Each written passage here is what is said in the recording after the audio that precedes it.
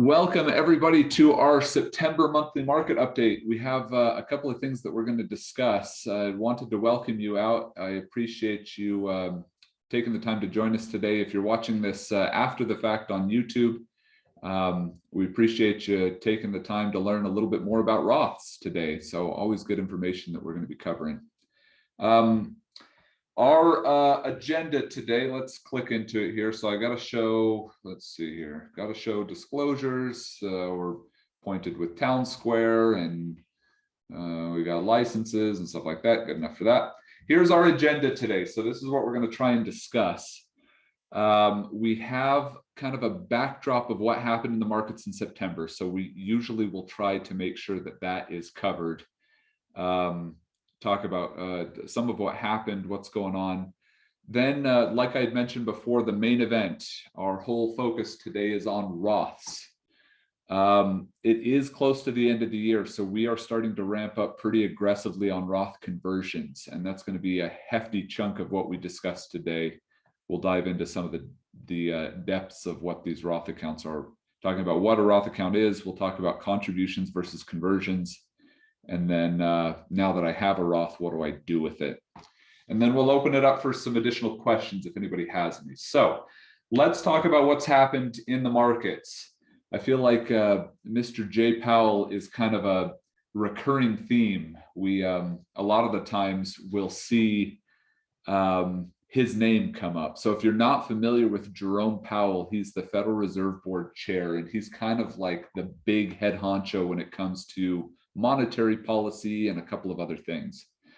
So let's talk about it here. What have we seen specifically with the stock market? We've seen volatility increasing. Last I checked, the S&P 500, the NASDAQ, and the Dow Jones were all down around 2% for the month of September. So we're seeing a lot of increased volatility. And I'm sure many of you were paying attention last Monday with all the crazy wild swings that we saw. That whole Evergrande thing. Evergrande is the second largest real estate developer in China. And right now they're showing some real financial stress. It's looking like they might have to claim bankruptcy. And this is very similar to what happened in 2008 in the United States with Lehman Brothers. We're going to see if China deems Evergrande too big to fail and bails them out, or if they just hold up their hands and say, oh, we're not going to be doing anything. What's really interesting about this is showing us now how much of a global market we are. Something happening in China with their banking system is directly affecting where we are today.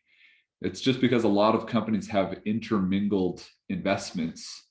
We're holding bonds over there, they're holding bonds over here.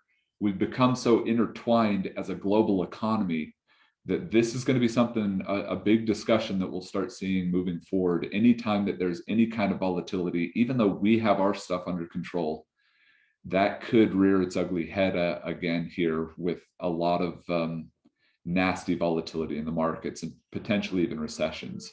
So we want to pay attention to that. Now, we don't think that a recession is going to happen. We'll talk about some of the tools that we use here to kind of determine that.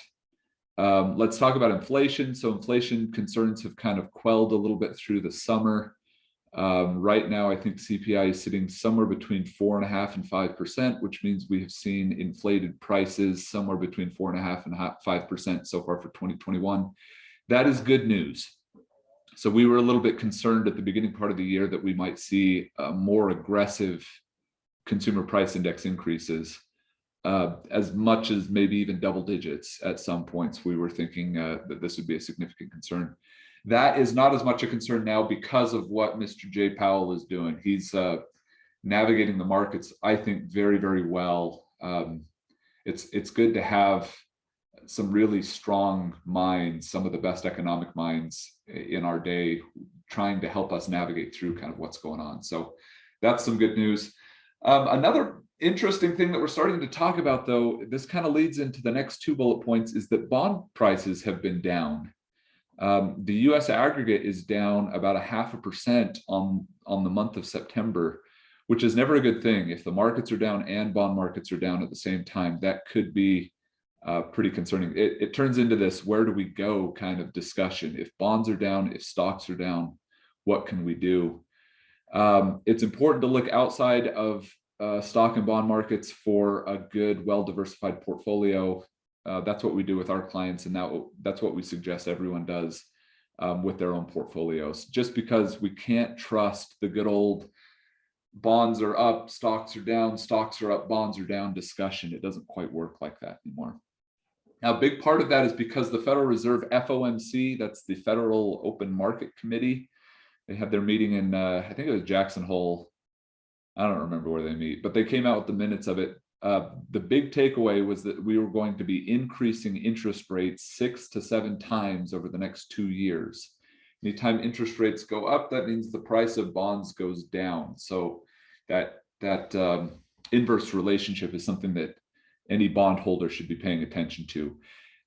This is nothing new. I mean, we have been talking about how we've been on a bond bull market run for the last 30 or 40 years. As interest rates have consistently fallen, bonds have been a good place to go because their bond prices are going up as those interest rates are going down.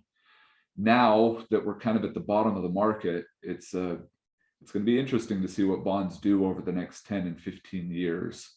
Very likely we could see a bond bear market where we don't see the same kinds of returns that we've seen in our bond portfolios moving forward. So that's something to pay attention to. It's exciting to hear that interest rates are going to be increasing. I'm sure all of you are enjoying the wonderful rates that your banks are paying you on savings accounts and CDs. I guess the flip side of that, though, is that it's cheap to borrow money. So for those of us who have mortgages, car loans, whatever else it might be, those interest rates are lower than they ever have been historically, which is a good thing. And as interest rates start to climb, now might be a good time to start looking at refinancing or taking on additional debt if you were planning on buying a car or something like that. Problem with that is you have to buy a car in today's market, which is not a good thing either. Finally, one last little piece that I wanted to mention. I saw this morning on Yahoo Finance that the Chinese government is going to start monitoring their cryptocurrency transactions. But there's been a lot of discussion on Bitcoin recently, like what's going on with that. Bitcoin, the Bitcoin index right now is down almost 10% on the month of September. There's been a lot of discussion about trying to track cryptocurrency, which kind of defeats the whole purpose of why crypto is there in the first place. And it's interesting to see the United States took this response 2 or 3 years ago. I don't know if you realized, but when you filed your taxes, you had to check a box that says, I have not made any crypto transactions in the last 12 months. The United States has started to monitor that. China has now mentioned that they're going to be monitoring that as well. So interesting to see how this crypto stuff is going to be playing out. Okay, I wanted to introduce everyone here before we really get started in anything, kind of on this same vein. We want to talk about a really great resource that maybe we haven't used up to this point. So even those of us who are, those of you who have worked with our firm in the past, you might not be familiar with this educational resource. And so we want to bring it to your attention. I'm sure that you've used Yahoo Finance. Many of you are probably using Morningstar to some extent, but this should also be a website that you can start to look for good financial information. So specifically when it comes to big economic movers, things like GDP, things like consumer price index or inflation, you can see inverted yield curves. This is where we check to see if the yield curve is inverting. That might suggest market recessions moving forward. So there's a lot of good data on this, and it's unbiased. I had someone in the office 2 days ago that said, we pulled up Fred and we're looking at some of the different pieces. And he said, how can I trust this? Well, this is just data. Fred doesn't have any agenda that they're trying to push. You can see that their website is kind of plain. There's nothing real fancy to it.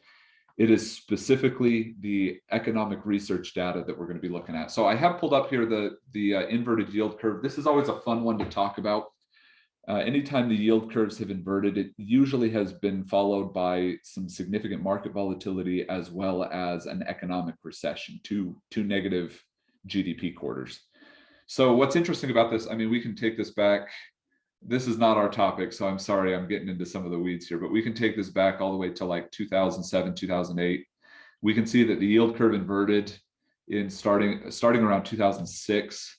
and then recovered. We know what happened shortly thereafter, the market volatility through 2008, as well as the economic recession that we went through, the Great Recession. What's interesting is that happened in 2019 as well.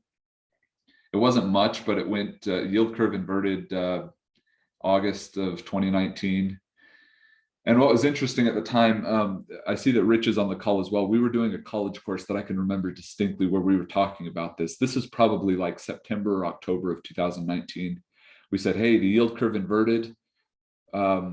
Based off of historic precedents, we've got to be paying attention to what's going to happen in the markets. And we are anticipating that there will be an economic recession. COVID wasn't a thing back then. I had no idea what COVID was. We didn't know what that red herring would be. But what's interesting is that is a pretty darn good indicator of what's going to happen in the future. And sure enough, I remember at the time too, we pulled that up about the inverted yield curve, and that every article was like, oh yeah, the yield curve's inverted, but this is different. We know about it this time. The information is already there. What that told us was we've got to be incredibly careful because we don't know how the markets are going to respond. And sure enough, in March of 2020, there was the economic recession, and it was lightning fast. So if you're interested in learning about inverted yield curves, this Federal Reserve Education Department economic data page is just like fantastic to use. So you can go to Fred. This is the St. Louis Fed that I'm looking at, fred.stlouisfed.org. This is a great website for anything economics. We would definitely encourage you to take a look at it. Now, I had mentioned about inflation, so I've got the inflation chart up here. The blue line is all items, so this includes food. The red line does not include food and energy. So that's what the consumer price index bases their stuff off. They assume that we don't buy gas or groceries. There are other reasons that is, so it's not quite that simple. But if you want to track both of those, see what true inflation is compared to what CPI is, this is the chart that you want to look at. So this is going all the way back to 2008. I think it's good to identify kind of what these pieces look like just so that we can understand what we're in for. I'm going to zoom this in just a little bit tighter so that we can see what's happened in the last couple of years. Inflation has been relatively stable since 2008. We haven't seen anything too far out of control, even for energy. Gasoline and oil and all the other indicators that go into energy have been relatively stable. We've seen that those have started to ramp up a little bit starting in 2021. But like I had mentioned, since the summer, concerns have been quelled a little bit. Inflation has actually even come down just a little bit. So that's some good news. Great resource. Again, if I can't stress this enough, how powerful this Federal Reserve research and data and everything like that is. So definitely encourage everyone to do that. Okay, that was not the task at hand. We'll call that extra credit for the day. Let's talk about Roths. So the rest of our discussion is just going to be kind of on a whiteboard. Hopefully that's okay with everybody. Here's our thought. The first thing that we want to talk about is what is a Roth. So we're going to try and identify that. Now this may be, I'm looking through the list of who's on the call. I think I know just about everyone here. And so this might be a little bit redundant, but for those who are joining us on YouTube, if you're not familiar with what a Roth is, let's talk about it here. There are two types of qualified account, or there are two types of accounts. I'm stealing my punchline already. There are qualified accounts and there are non-qualified accounts. Everyone here has both of these. Qualified accounts could be IRAs. These are pre-tax positions. IRAs, 401ks, 403bs, TSP. Those are all pre-tax positions. The thought here is that we put money in while we're working in our professional years. And when we retire, when our income is allegedly less than what it was during our professional careers, we start taking money out, get a better tax treatment, good to go. Now, that old school thinking is kind of antiquated. I don't think a lot of people think like that anymore. And it's becoming more and more true that retirees are in the same, if not a higher tax bracket than they were in their working years. This was maybe true when taxes were higher through the 70s and 80s. So maybe for your parents, it was true that they could put money into a pre-tax position and arbitrage the difference between what the tax rate was then and the tax rate is now. But with taxes being at historic lows, this is less and less of a good bet. So then we have these other things, these post-tax accounts, still qualified, meaning they still have some beneficial tax treatment. That's where these Roths come into play. And you may have a Roth 401k. We have one at Oxford. We have a Roth 401k here. Maybe you work for an employer that offers a Roth 403b. Maybe you're a federal employee. You could also participate in the Roth TSP. Relatively new. They've only been around, Roths in general have only been around for maybe 30 or so years. But the whole key here is that we put after-tax money in, and all of the growth and all of the earnings and all of the distributions in the future are 100% tax-free. So the thought here is, do I want taxes in retirement or do I not want taxes in retirement? If you don't want taxes in retirement, a post-tax account, specifically a Roth account, is the way to go. Now, there are other accounts that are out there. There are non-qualified accounts. Non-qualified accounts don't have any preferential tax treatment. There's nothing good about them when it comes to taxes. And everyone on the call has at least one non-qualified account. Think of this is a post-tax account, meaning you've already paid your income tax on whatever you've got there. These post-tax accounts, am I sharing my screen? I think I am. I'm looking now, I don't see the green outline that I usually will see. These post-tax accounts, think of this like a bank. Your bank, you've already paid taxes on the money that is in your bank account, right? Through the way of payroll taxes.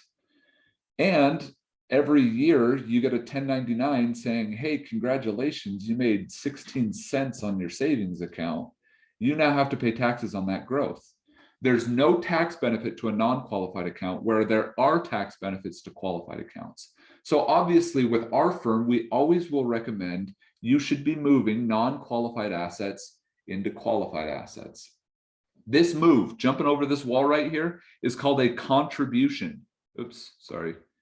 I got poor penmanship as it stands anyways. It's even worse when I'm nervous on a Zoom call and trying to write on a 45-degree angle. A contribution is taking non-qualified assets and putting them into a qualified account. Now, depending on whether we're talking about an individually owned self-directed Roth, or we're talking about an employer-directed 401k, Roth 401k, there are different rules that apply. Specifically, I'm only going to be talking about Roths from here on out. So we're not big fans of the pre-tax accounts right now, especially with where taxes are and where taxes are likely to be going in the future. We try to avoid those pre-tax positions and focus all of our efforts on Roth accounts right now. So everything from here on out is going to be talking about a Roth. When it comes to a Roth IRA, self-directed Roth IRA, the contribution limit is $6,000 a year if you're under 50, and it's $7,000 a year if you're over 50. So for those of you who are kind of in those years that are closer to retirement, they give you what's called a catch-up provision to put more money in. Now, there's no tax benefit to do this. If you take money out of your bank account and you throw it into a Roth account, there is no tax benefit now. Where do we realize that tax benefit? It's later on. As this account grows, all of that growth is going to be tax-free. And eventually, when you get to the point of withdrawing those monies out, they are all tax-free as well. You never have to pay taxes on that Roth distribution. Now, there are some caveats to this. You cannot contribute to a Roth unless you are working. There is a requirement to have earned income. And earned income has to come from employment. So earned income is not Social Security or pension. Earned income is not interest income. Earned income is not rental income. This is W-2 or 1099 contractor income that has to go into this Roth account. So you have to have earned income. You can contribute 100% of your income up to whatever that limit is, up to $7,000 a year. So if you only make $5,000 in a year because you've got just a part-time gig, the max that you can contribute is the income that you made, $5,000. If you make more than $7,000, then they cap your limit at $7,000. Now let's talk real quick about Roth 401ks. For those of you who are working, you may not realize that you have a Roth 401k, but you should definitely be participating in it if it is available. Everyone should be considering Roth accounts for their own portfolio, especially now. Roth 401ks are a little bit different. Oops, you can open up a Roth 401k with your employer, and you can contribute as much as $19,500 into that per year if you're under 50. If under 50, and you can do up to $26,000 per year if over 50. Now, if we look at this, if you work for an employer that offers a Roth 401k, you can also open up your own Roth IRA. You could be contributing, what does that come out to? $33,000 a year per individual into a completely tax-free account. That is a great thing if you can do it. If you can afford those kinds of contributions, you should absolutely do it. The more money you put into those tax-free accounts, the better your retirement picture looks ultimately. So that's going to be something that we're looking at. Now, there's one other little caveat with this. For contributions, that's what we're talking about so far. We'll talk about conversions in just a little bit. But for contributions, they have earnings limits. If you are making more, if you're single or file head of household, you can't make more than $140,000 a year and contribute directly into a Roth. That's a no-go. Roth, can't do it. If you're married filing jointly, the number is $208,000 a year. Can't do it. I keep doing that for some reason. Can't do it. Can't contribute directly into a Roth. There is a way to put money into a Roth, but you can't take money and put it directly in.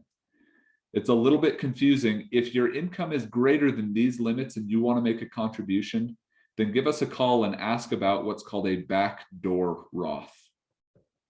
A backdoor Roth allows those individuals who are making more than $140,000 single or $208,000 joint to still contribute and get all the benefits of a Roth account. So just realize, even if your income is above that, you can still take advantage of it. You just have to do it a very unique way. You have to take advantage of a non-deductible IRA and convert and all kinds of stuff like that. We can chat about that. If you're interested in discussing this and your income is higher than that, give us a call. We'd be more than happy to chat about it. So this is contributions. For those of us who are still working, we can contribute into these accounts. Every year, we can max out those contributions as much as we can. That is a good thing. But what about those of us who already have, maybe we drank all the Kool-Aid, we already have these traditional IRAs, and now we're sitting there thinking like, dang, I don't really want these things anymore. This isn't really the best thing for me. I think that there could be a better option that's out there. Well, now we can start looking at something called a Roth conversion. A Roth conversion is different than a contribution. First off, with a Roth conversion, there is no age limit. So anyone can do this, old or young, without a penalty. I did a Roth conversion when I was 23 years old. I was working for a credit union at the time. They made me contribute into a traditional 401k, even though I wanted to contribute into the credit union's Roth 401k. I was 18 when I started working and started saving. And my HR rep, who I won't say her name because this is going into the depths of the internet, who knows if she'll see it, but she said, you know, Gage, I don't really know how to set up a Roth 401k. I've never done that before. So I'm just going to set up this traditional Roth or this traditional 401k for you. You're going to put the money in pre-tax. And I was 18 at the time. I didn't realize that I could like stand up for myself and say, no, I want a Roth and figure out how to do this. So I just said, oh, okay. I contributed to that for 7 years, and then I started to work for Oxford. I shifted over from the credit union to Oxford. I took that 401k and transitioned it 100% into a Roth. I paid the taxes on it, did it all at once. Now, there are no penalties for young individuals that are converting or for old individuals. There's no age limit to do a Roth conversion. There is no requirement to be working. So you don't have to be employed to do a Roth conversion. As a matter of fact, the majority of the Roth conversions that we do for our clients are our clients are retired. They don't have any earned income. So there's no age limit, high or low. There's no requirement to be working. There's no income limits. So like we were talking about before with, you can't make more than 208,000 married filing jointly. There's none of that here. Anyone can do it, rich or poor. Everyone should be looking at these Roth conversions. Now, what is a Roth conversion? I'm going to jump back up here. We talked about our qualified accounts up here. We said a contribution is going from non-qualified into qualified. A conversion is going from one qualified account into another. So maybe we already have our money sitting in a traditional 401k or a traditional IRA, and we think, oh, the taxes are relatively low now. Maybe I should be working and paying the taxes on that pre-tax account now so that I can have tax-free growth into retirement. That's a conversion. Anyone can do this, no income limits. There's no limit to how much you convert. What's the problem with a conversion, specifically when you go from an IRA to a Roth? Well, you have to pay the taxes. This is a taxable event when you do this. Going from an IRA into a Roth is a taxable event. I have pulled up here, we have these charts. Some of you may have seen these charts before. I pulled it up for just some other company. I don't know who these guys are. Summit Point Financial Group. If you're in Lee's Summit, Missouri, give these guys a call. Looks like they've got some pretty good information. But this is the tax brackets as they currently stand. So I'm going to zoom in here a little bit. You can see what your tax bracket looks like. These tax brackets are anywhere from 3 to 8% more or less than what the tax brackets were before the Tax Cuts and Jobs Act expires. It's our thought, I don't want to get too much into the weeds with this, but it's our thought that these tax brackets are probably going to go up in the next 4 to 6 years. So the more that we can do, they're definitely not going to go down. Let's just put it that way. We know that taxes are going to be at least this level or more into the future. So doesn't it make sense? Maybe we should start putting a strategy in place, taking advantage of taxes while they're relatively low in the thought that they might go higher. Now, hey, maybe I'm wrong in this. Who knows? Maybe taxes stay the same, but wouldn't it still be better to go into retirement tax-free? I think so. We didn't even talk about like the taxation of Social Security. If you convert everything over to Roth, then you don't have to pay taxes on your Social Security either. We structure your provisional income so that it's less than the amounts that charge taxes on that. So, I mean, there are a lot of benefits here. Even if you don't think taxes are going up, it still makes sense to do Roth conversions to some extent to take advantage of these tax brackets. Now, let's jump back to it here. There are 2 ways that we can start doing these conversions.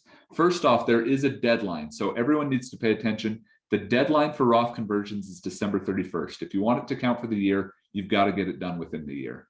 So warning, warning, warning, that is coming up. That's the reason this market update discussion today in September, late September, is on Roth conversions, because now is the time you need to start looking at doing these things if you want to get them done before the end of the year. There are 2 strategies that we look at. The first strategy is called a bracket top-up strategy. A bracket top-up says, okay, looking back at that bracket strategy, let's pull up our taxes again. Let's say that I make $100,000 a year. That puts me, if I'm married filing jointly, that puts me between this $81,000 and $172,000, 22% bracket. A bracket top-up strategy says, okay, Gage, you made $100,000. You don't jump into the next tax bracket until you hit $172,000. So maybe we should look at, with this bracket top-up strategy, $100,000 up to $172,000. Maybe we should do a $72,000 conversion. Keep seeing the same bracket. You're not jumping into a new one. That's a good conversion piece. Maybe you should look at something like that. This is probably the most common way that people do Roth conversions. So maybe we should look at the end of the year, kind of taking a guess, taking a stab as to what our income will look like, and then converting over before the end of the year, however much wiggle room we have with our specific tax bracket. That's one strategy. The second strategy is what we call a deadline strategy. With a deadline strategy, we have to start guessing what we think taxes are going to do. Now, this is just my guess. This is my take on what's going to happen with the Tax Cuts and Jobs Act, TC plus JA. That's the current tax plan that we're on.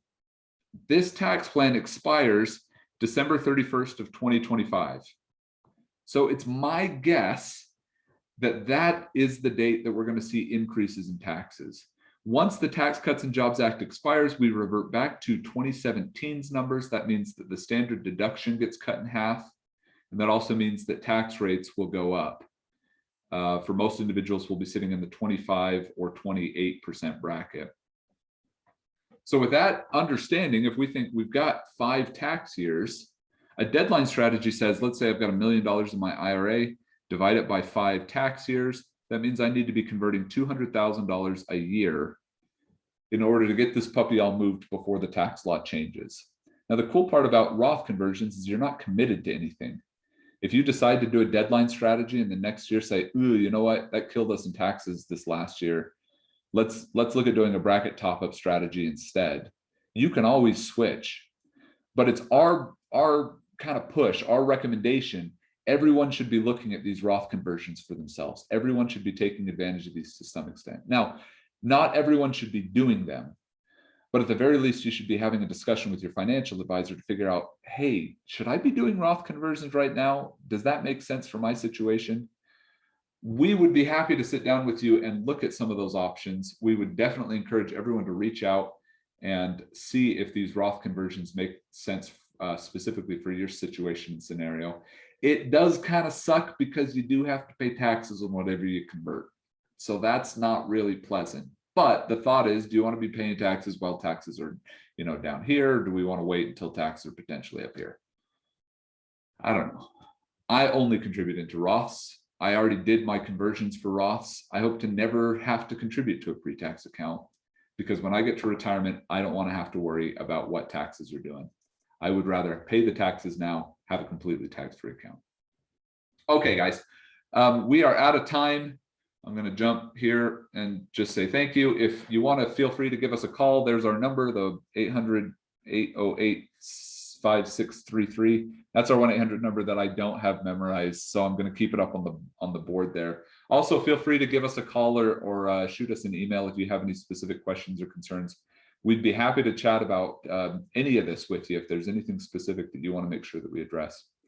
Thank you for attending. Thank you for watching. We look forward to seeing you next. Discussion that we have, we'll dive a little bit deeper into kind of what's happening with the markets and how to go through and analyze positions. So keep an eye out. Always the last Friday of the month, we'll be doing these market updates. Until then, we will see you next time. Thanks everyone for participating. And I'm going to go ahead and stop the Zoom recording now, and we'll open up for any additional questions. Thanks, everybody.